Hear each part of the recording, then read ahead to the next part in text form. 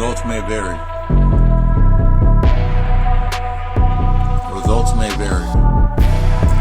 That's this week's episode of the God Hour Podcast. We in season 5, episode 4. Results may vary. Once I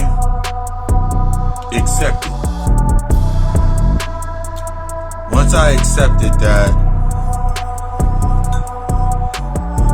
I was clinging. Once I accepted Grand Rising.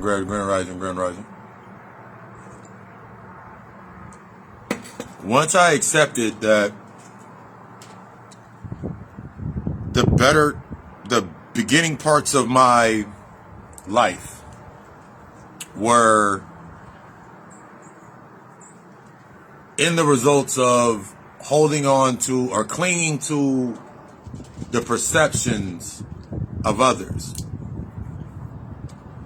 The echoes and the whispers and the perceptions of the thoughts and the actions and the ideas and what I thought success was, what I thought happiness was, what I thought peace was, what I thought a lot of the narratives that I held into my mind were based on me holding on to the perceptions of others. It let me understand that my struggle, my lack mentality, my lack thereof, a lot of the things that were going on in earlier parts of my life were based on entitlement. Divine Raj, blessed be to your day, may be everything you require, create everything you desire. Understanding that healing is destructive, you are deserving but you're not entitled, and the level of honesty that you're going to take to dive into yourself is going to shatter the entitlement. Join me on TikTok. I just finished uploading the video for entitlement leaves you deaf, dumb, and blind. 6-part video. Actually, a 7-part video. But yeah, neither here nor there. But every part of that video that says that caption at the top of the video that goes into that. So it made me really start thinking about karmic debts. Why it gave me a different perspective on the why. Certain people go through certain things and certain people don't have to go through certain things. It made me go deeper into the aspect of why certain people go through certain things and I'm not going through certain things, but we're inside of the same space. It made me really think about siblings, brothers, sisters, family members, everything of that nature, and why they go through certain aspects. They've been through certain aspects, and I was able to skip over it. My perception, clinging to that perception, those guilts, my insecurities, my doubts, I'm supposed to be this, I'm supposed to be that, whatever title I was holding on to, whatever definition I gave myself, that's what I was holding on to, and it left me locked inside of that position of trying to fulfill the perceptions or be the light for others to avoid my own darkness. I was trying to fulfill and be the light for others only to avoid my own darkness, only to avoid the things that I needed to deal with. So this came up in multiple different ways, from the way that I spent my time, the way that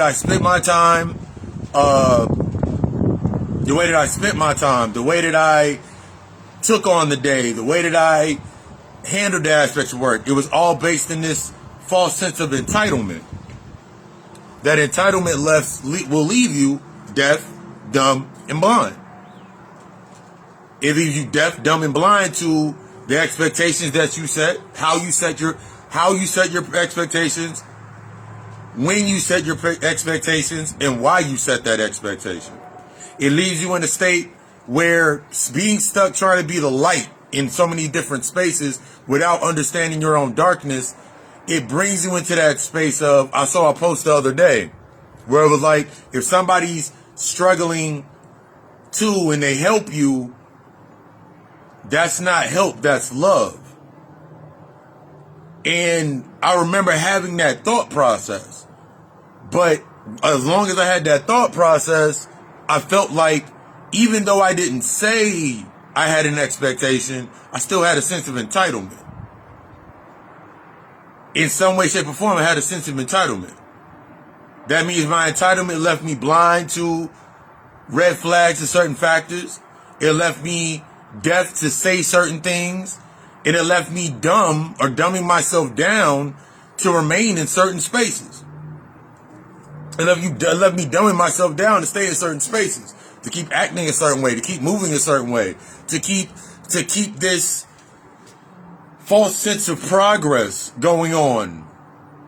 So at the end of the year, the end of the month, the end of the day, the end of the year, the end of the hour, minute, second, I could always say, well, if I didn't do this, or if I wasn't doing this, or when I was doing this, I expected. See, I didn't want to say I expected. See, a lot of times when it's coming into this healing aspect, going into your shadow, it's that expectancy that you don't want to face. The moment that you say, I don't know why I keep expecting, that's that emotional presence. That's forcing you to sit down. Sit with yourself. And why do you keep saying that to yourself?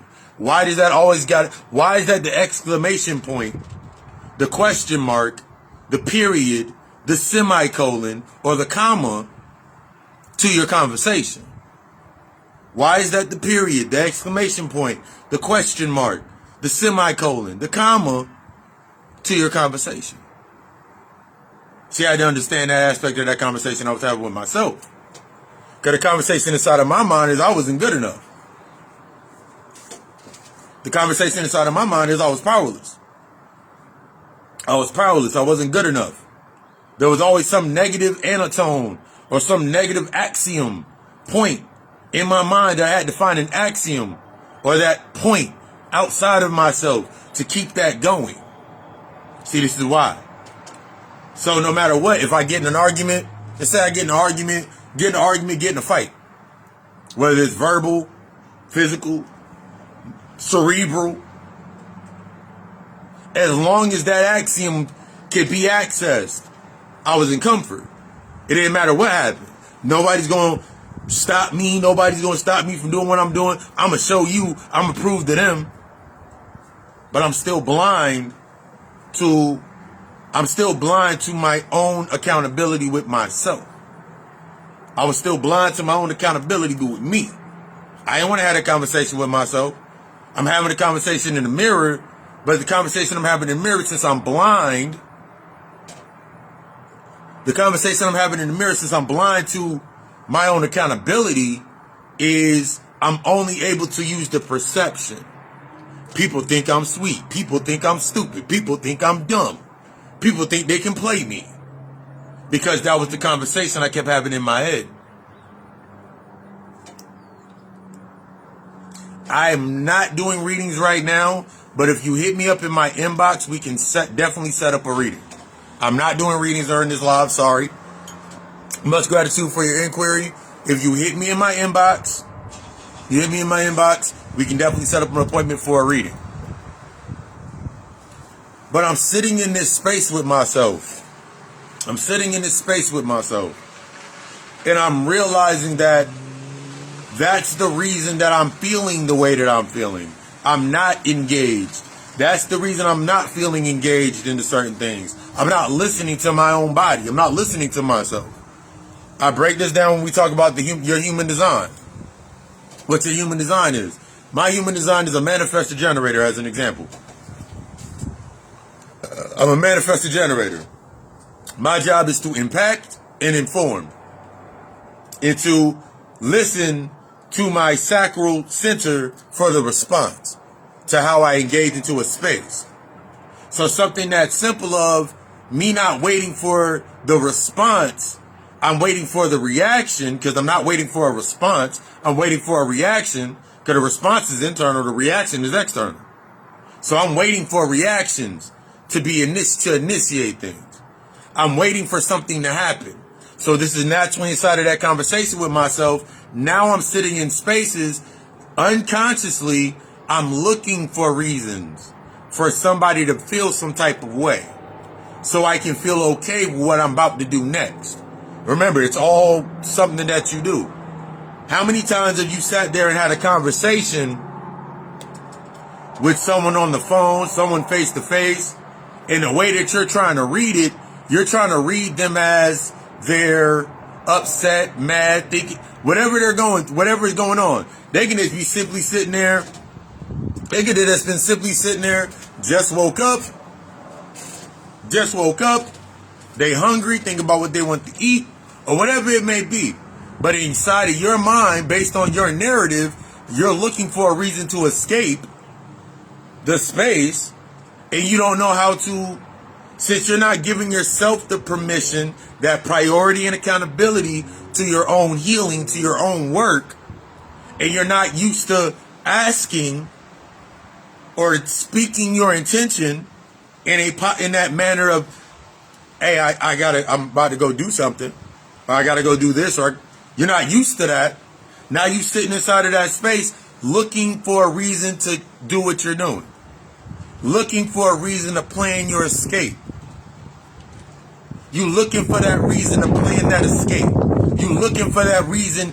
Every time you go into a situation, you automatically looking for a way out. As soon as you go into the job, you looking for a reason to not work that day. Not work as hard. You looking for a reason to say, you know what, fuck it, I'm done. You looking for a reason. You looking for a reason. But I'm going to give you this key. That thought was your first sign. That thought was the key to your process. The first time you had the thought about why you don't like your job and what about your job, that was your sign to take accountability to why. Accessing the why you don't like your job and all of those, that was the why. Going past your entitlement. Because that entitlement is, man, I've been working at this job for 3, 4 years, 6, 7 years, and they don't want to pay me, or they don't want to do this, or they don't want to give me that, or they don't want to give me this time off. I work every time. I'm here for everybody else. Why can't I get the day off? That's entitlement.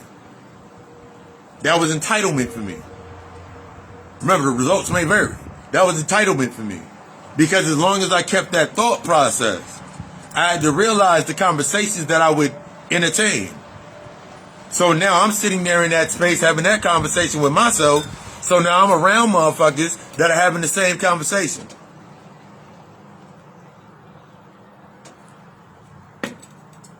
And to not accept that I'm on that same frequency or wavelength with them, I'm saying, but I work hard. I deserve my day off. I deserve my time off. I ain't nothing like you. You miss every other day. You're one of the, instead of me sitting there at that point and understanding like, damn, I'm on that same frequency. It isn't what's being said. It's the how or the process behind it that got me in that space. See, as long as you get stuck on the perception of others, you stuck on the perception of you. You ain't looking at your own perspective. You can't take in the how. You can't take in the constructive criticism. You can't take in what needs to be taken in so you can actually start doing that work. Did that shit for damn near 15, 20 years. Before, I did that for 15, 20, I did that for like 10, 12 years before even starting my shadow work. And even going into my shadow work, coming into my spiritualness, coming into my consciousness and my awakeness, I still was carrying the same sense of entitlement. That's why everything that I attracted into my space was based on entitlement. Man, we deserve reparations. We deserve this and da-da-da-da. The reparations was me talking about time served from all of my jobs. My mom still owed me some money. My fam still owed me some money. That's the only reason I'm connecting to this reparations comment. Simple, plain. I was trying to make it more complex than what it was, so I didn't have to deal with it. But that's basically what it was. That's what I was stuck in. I'm looking at everybody else and their lives flourishing and their lives go to shit. And I'm like, oh my God, that's so... But in reality, I'm looking at myself because I'm holding myself accountable because I'm not making myself a priority. I'm holding myself accountable for everything else going on because I'm not understanding the power.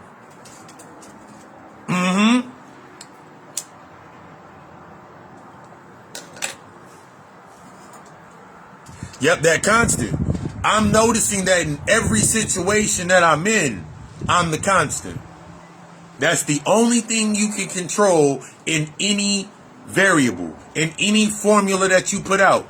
The constant, that is you. That is the only thing that you have control over. Everything else is an uncontrolled variable. We can go to chemistry, we can go to biology, we can go to chemistry, trigonometry, whatever. You are the control variable in every situation that you go into. What is that situation teaching you? It got to be teaching you something or you wouldn't keep going back to it. See, that was the thing I didn't understand. The only reason I kept going into space is because I wasn't taking on the lesson. It was based on, remember, I talked about this on Friday. Every time that you wake up and you engage into your life, it is based on evading or facing. It is based on evading or facing. What you think from your perception that is facing can very well, results may vary, may be in your space as a way of evading. See, evading, it repeats itself. It's the repeat. It's the repeat within the week. It's the repeat within the week. It's the repeat within the month. It's the repeat. That's the evading. I didn't understand. That was my evading. I was evading. Because shit just kept repeating. Shit was just on autopilot. I just knew when to react, how to react. Oh my God, something new happened. Oh my God, something new happened. Then I react again. But it'd be the same underline. Same emotional underline. Same current. But when I was facing at first, that's when I was getting a lot more angry. But it was that evading anger, that means you pointing outside. That evading anger, that means you pointing outward. That means something made you angry, something made you mad, something got you upset with your life. But that present anger, that anger that hits you directly to you, that doubt, that guilt when it hits you presently, that's you facing yourself. That's you coming into that's that realization. That's that aha moment that forced you to sit down for a little bit. That no matter where you're at in the situation, you could be out and about with some people, but you sitting around, and this is what we call the aspect of state of depression. You sitting in that depressed state as the avatar that no longer serves the purpose of that space. So everything going through your mind, you start hearing that echo in the back of your head. Everything sound like an echo. You sound like you're going into yourself. You want some get out shit. You falling into the darkness. That's when you start facing shit.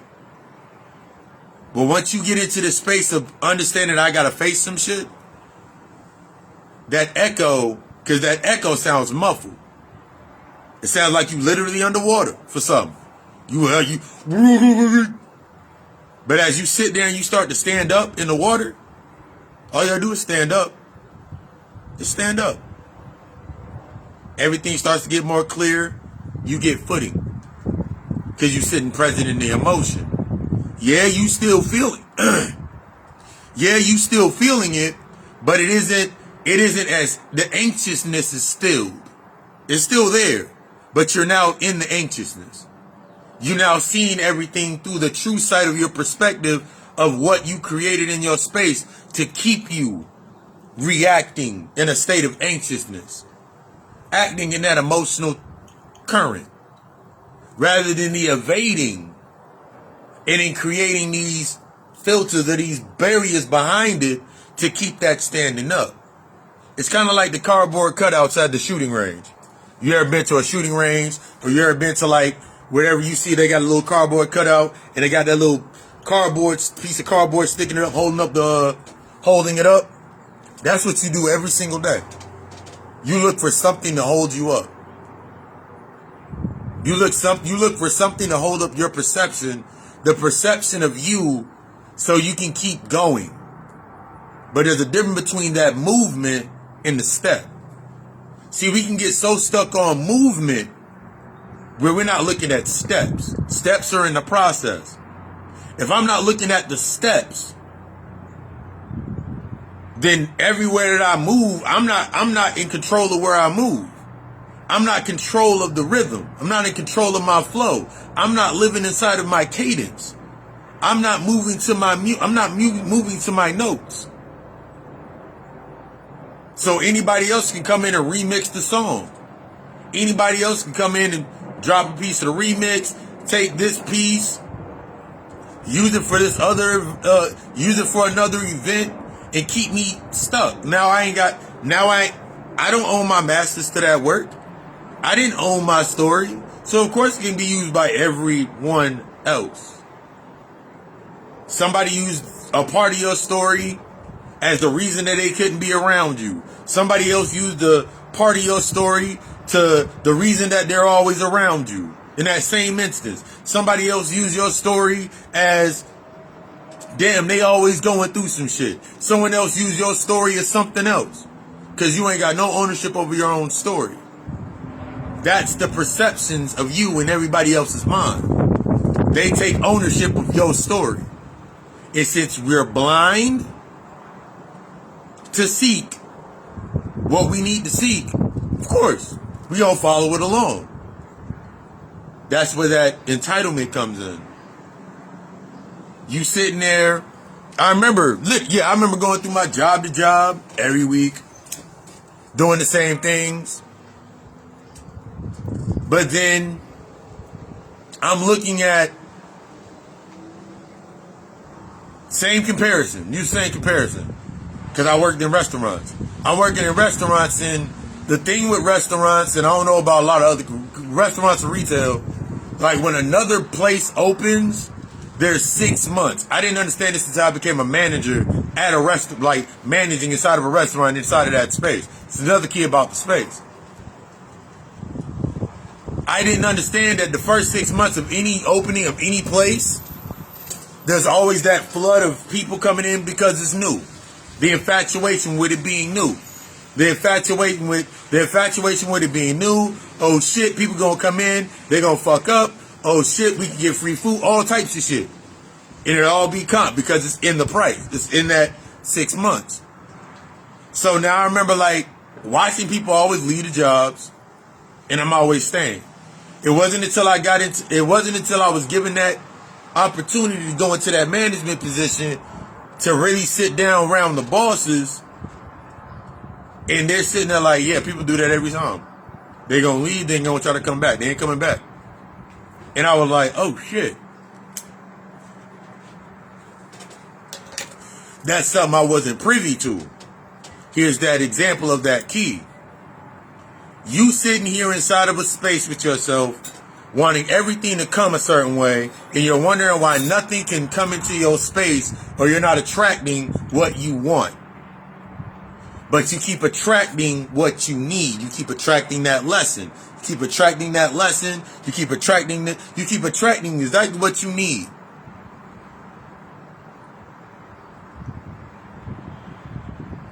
The mentality of a millionaire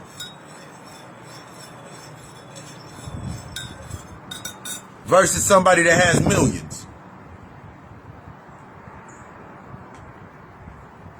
are two different things. From the external aspect of entitlement, you'll sit there and be like, yo, I deserve $1 million. But nothing around me is making me $1 million. Nothing around me can make me $1 million. Your job, as an example, is a multi-million-dollar company. It would not be able to stand if it wasn't a multi-million-dollar company.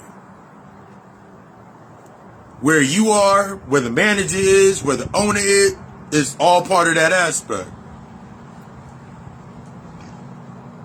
I'm running from job to job, never advancing or until I got to that one job and my mentor was hitting me with so much game, but I was like, why couldn't I hear this before? And I would blame everybody like, yo, these people over here wouldn't teach. Like the first couple of times, I was always telling my mentor, didn't nobody ever teach me this? No one ever showed me this. And I remember saying that previous times to other mentors, or who I thought were my mentors based on my mindset, where I was at, my perception.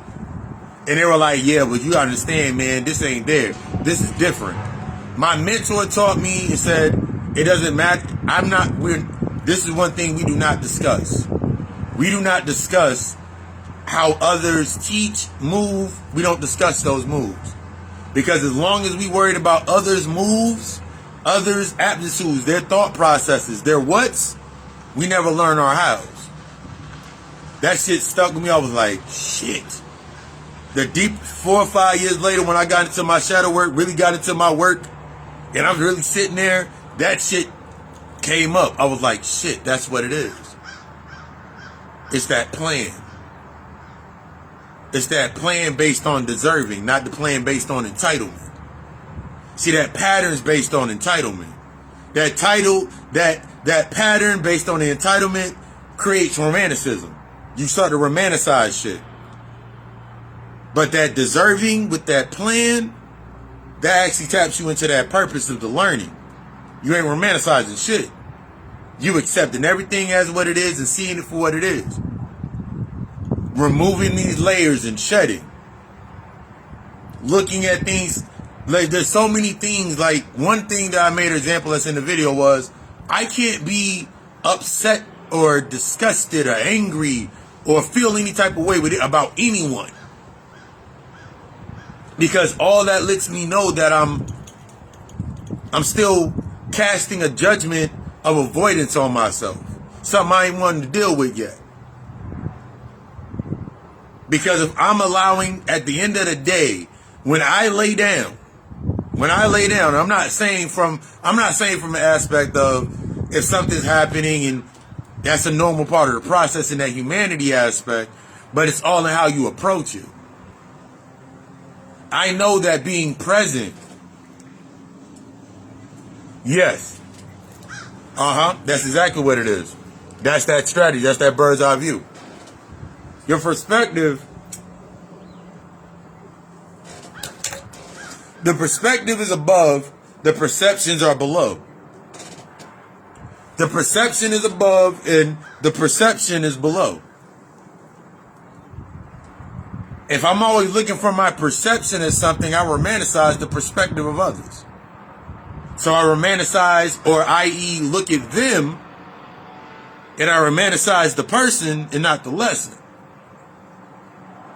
So now my doubts, my insecurities, all my other shit that I'm not dealing with inside of myself, now I'm sitting in that space with them, I'm looking at them, and the moment something happens to them, let's use Barack Obama as an example. And everybody, like, he really didn't do anything for black people and all this stuff. There's still people right now, damn near 12 years later, still saying you ain't gonna talk about my Obama. There's people right now, it's like the same equivalent, or the equivalent, I ain't gotta say the same part, it's the equivalent to you sitting there saying ain't no one gonna talk shit about my team. Ain't no one gonna talk shit about my team. Ain't no one gonna talk shit about this, that, and the third. That's their perception.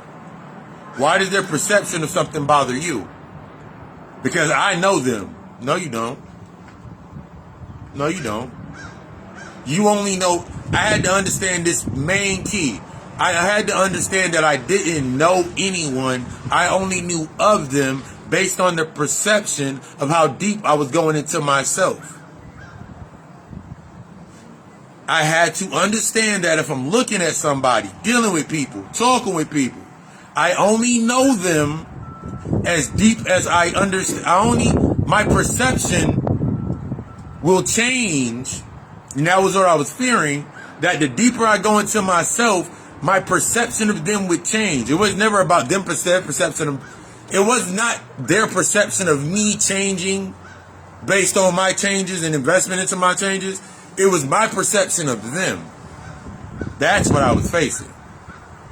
See, the evading is their perception of me is going to change if they find out that I'm this, and that. No. It's it's my own perspective of why I'm doing what I'm doing that I'm scared of, that I don't want to face, that I'm not ready to deal with. That's what I was scared of. That's what I'm scared of. It's like every time you hear the thing like, he wants to have this, but I gotta tell him the perspective of why you doing what you doing. That's what's getting you. The perspective to sit in your perspective of why you keep making the moves that you keep making, and that's what's getting to you. That's what hits. That's getting into that shadow. That's getting into that dark. That's getting into that darkness. Cause your perspective is only found in the darkness. That humility, that integrity, that potential, that purpose is only found in the darkness. But first you gotta assess your original purpose based on trauma. Your original purpose based on what you've been through, your experiences. Those are your original purpose points. Those are the original axioms that you just keep sending out into the space. That's why I keep saying all the time, healing is destructive. Love is destructive. Healing is destructive. You are deserving, but you're not entitled. And the level of honesty is going to take for you to really become is going to challenge the entitlements that left you blind, deaf, and dumb to face yourself. I desire you to be the fucking best. Everything from readings, consultations, seeing where you need to go further at. All services. Hit me up in the inbox. Let's start that dialogue.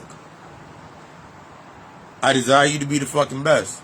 The results may vary, but that's all based on your level of investment into yourself.